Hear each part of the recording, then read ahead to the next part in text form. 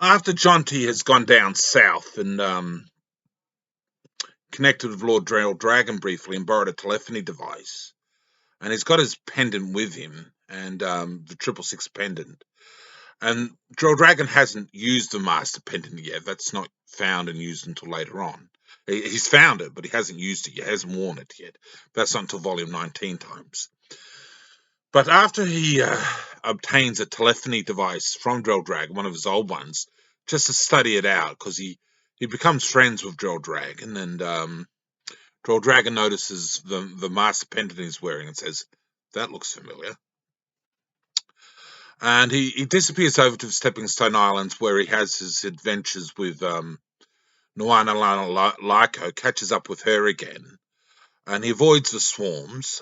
He manages to evade them, and there's a lot of adventure and story, which I'll tell at another time, which goes on with Nuana Lyko in the Stepping Stone Islands.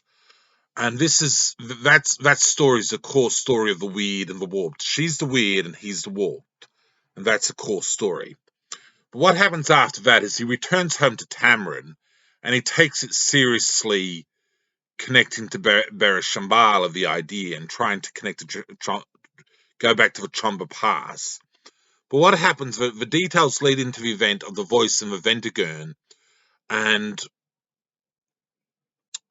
Jonty manages to get to the Ventigurn when the people from Shambhala cross through the Chomba Pass World Ring, I think it is, and they connect to the Ventigurn, and the mystery of the voice in the Ventigurn is resolved.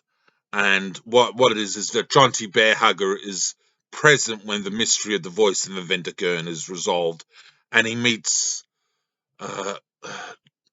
Tugura Lupin, and they become associates and friends, and then they return to their own world, and he stays here. He stays in Ola Milan. They return to Shambhala.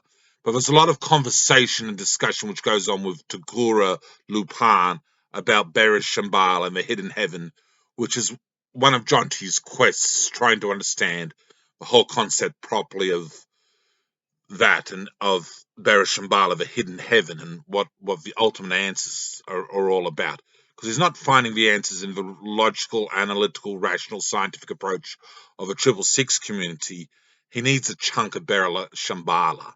And Tugura Lupin explains some ideas to him from what he knows of his thinking from his adventures. And there's also the other character who comes in, which is Dragon drug user, and he becomes friends with Tugura Lupin from Shambhala, and they form a little triptych, and Gloria's present as well, and that's sort of resolved in the latter half of the Weird and the Warped, which is volume 13. So that's sort of the voice in the Ventigurn comes into play, and it forms, that's part of the overall story of the Weird and the Warped.